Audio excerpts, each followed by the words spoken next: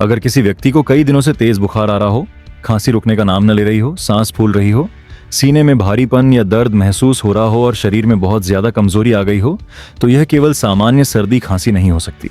बहुत बार ये लक्षण एक गंभीर बीमारी की ओर इशारा करते हैं, जिसे हम निमोनिया कहते हैं। कई लोग सोचते हैं कि घरेलू काढ़ा पीने से या खुद से दवा लेने से ठीक हो जाएगा, लेकिन अगर सही जानकारी न हो तो बीमारी और ज्यादा बिगड़ सकती है। आज के इस वीडियो में हम बात करेंगे कि निमोनिया में कौन कौन से घरेलू उपाय और आयुर्वेदिक दवाएं मदद कर सकती हैं और किन बातों में सावधानी रखना बेहद जरूरी है। नमस्कार दोस्तों, आप देख रहे हैं डॉक्टर दलजीत ऑफिशियल और मैं हूं डॉक्टर दलजीत। इस चैनल पर हम आपको बीमारियों की सही पहचान, मेडिकल जांच, इलाज और घरेलू व आयुर्वेदिक उपायों की पूरी जानकारी आसान भाषा में देते हैं। अगर आप अपने और अपने परिवार के स्वास्थ्य को लेकर सजग रहना चाहते हैं तो चैनल को अभी सब्सक्राइब कर लीजिए। सबसे पहले यह समझना बहुत जरूरी है कि निमोनिया क्या है। निमोनिया फेफड़ों का एक संक्रमण है जिसमें फेफड़ों की हवा से भरी थैलियों में पस या तरल भर जाता है। इसकी वजह से शरीर को पर्याप्त ऑक्सीजन नहीं मिल पाती और मरीज को सांस लेने में दिक्कत होने लगती है। निमोनिया बैक्टीरिया, वायरस, फंगस या कभी कभी दूसरे सूक्ष्म जीवों की वजह से हो सकता है। यह बीमारी बच्चों, बुजुर्गों और कमजोर इम्यूनिटी वाले लोगों में ज्यादा खतरनाक हो सकती है। अब सवाल आता है कि क्या निमोनिया का इलाज सिर्फ घरेलू और आयुर्वेदिक तरीकों से हो सकता है? तो इसका जवाब है नहीं। अगर निमोनिया गंभीर है, तेज बुखार है, सांस बहुत फूल रही है या ऑक्सीजन लेवल कम है तो एलोपैथिक इलाज बहुत जरूरी होता है। लेकिन हल्के मामलों में रिकवरी के दौरान और इम्यूनिटी बढ़ाने के लिए घरेलू और आयुर्वेदिक उपाय बहुत सहायक साबित होते हैं। अब बात करते हैं निमोनिया में अपनाए जाने वाले घरेलू उपायों की। सबसे पहला और सबसे जरूरी उपाय है गर्म पानी का सेवन। निमोनिया में शरीर के अंदर कफ और संक्रमण जमा हो जाता है। गर्म पानी पीने से कफ पतला होता है और बाहर निकलने में आसानी होती है। दिन में 8 से 10 गिलास गुनगुना पानी जरूर पिएं। दूसरा असरदार घरेलू उपाय है भाप लेना। भाप लेने से फेफड़ों में जमा बलगम ढीला पड़ता है और सांस लेने में राहत मिलती है। आप दिन में 2 से 3 बार सादा भाप लें या भाप में थोड़ी सी अजवाइन या नीलगिरी का तेल डाल सकते हैं। इससे नाक और छाती की जकड़न कम होती है। तीसरा घरेलू उपाय है हल्दी वाला दूध। हल्दी में एंटी इन्फ्लेमेटरी और एंटीबैक्टीरियल गुण होते हैं। रात को सोने से पहले 1 गिलास गुनगुने दूध में आधा चम्मच हल्दी डालकर पीने से संक्रमण से लड़ने की ताकत बढ़ती है और फेफड़ों को आराम मिलता है। चौथा उपाय है अदरक और शहद। अदरक कफ को बाहर निकालने में मदद करता है और शहद खांसी को शांत करता है।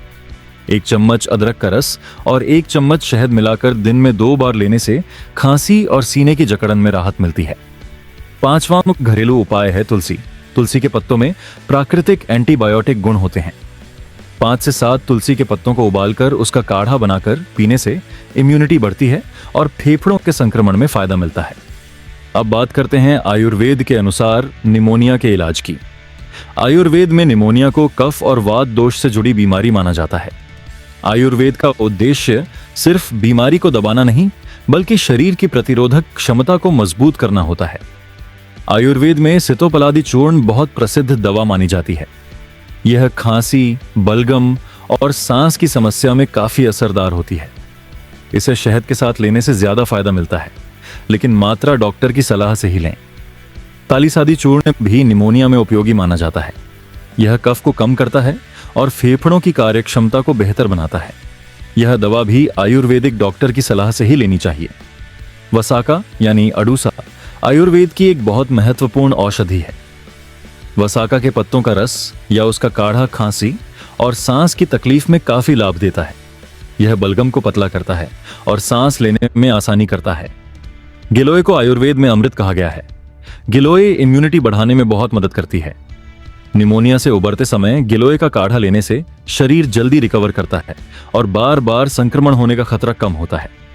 कुछ आयुर्वेदिक डॉक्टर अभ्रक भस्म, स्वर्ण माक्षिक भस्म जैसी औषधियां भी देते हैं, लेकिन ये बहुत पावरफुल होती हैं और इन्हें बिना डॉक्टर की सलाह के कभी नहीं लेना चाहिए। अब जरूरी बात यह समझना है कि किन हालात में घरेलू और आयुर्वेदिक इलाज पर भरोसा नहीं करना चाहिए। अगर मरीज को तेज सांस फूल रही है, नीले होंठ दिख रहे हैं, तेज बुखार कम नहीं हो रहा, बार बार उल्टी हो रही है या मरीज बहुत ज्यादा कमजोर हो गया है, तो तुरंत अस्पताल जाना चाहिए। ऐसे समय में सिर्फ घरेलू उपायों पर निर्भर रहना खतरनाक हो सकता है। निमोनिया में डाइट का भी बहुत बड़ा रोल होता है। मरीज को हल्का, सुपाच्य और गर्म भोजन देना चाहिए। सूप, दलिया, खिचड़ी और उबली सब्जियां बेहतर रहती हैं। ठंडी चीजें, फ्रिज का पानी, आइसक्रीम और बहुत ज्यादा तली भुनी चीजों से परहेज करना चाहिए। अब अंत में मैं आपको कुछ जरूरी सावधानियां बताना चाहूंगा। धूम्रपान और शराब से पूरी तरह दूर रहें। पर्याप्त आराम करें। दवा समय पर लें और बिना डॉक्टर की सलाह के कोई भी नई दवा या काढ़ा शुरू न करें। बच्चों और बुजुर्गों में खास सावधानी बरतें। तो दोस्तों, आज हमने जाना कि निमोनिया में कौन कौन से घरेलू उपाय और आयुर्वेदिक दवाएं मदद कर सकती हैं और किन हालात में डॉक्टर के पास जाना जरूरी होता है। याद रखिए, सही जानकारी और सही समय पर इलाज ही सबसे बड़ा इलाज है। अगर आपको यह वीडियो उपयोगी लगा हो तो चैनल को सब्सक्राइब जरूर करें, वीडियो को लाइक करें और अपने दोस्तों या परिवार के साथ शेयर करें ताकि यह जरूरी जानकारी ज्यादा से ज्यादा लोगों तक पहुंच सके। ऐसे ही हेल्थ से जुड़े भरोसेमंद वीडियो देखने के लिए जुड़े रहिए डॉक्टर दलजीत ऑफिशियल के साथ। धन्यवाद और स्वस्थ रहें।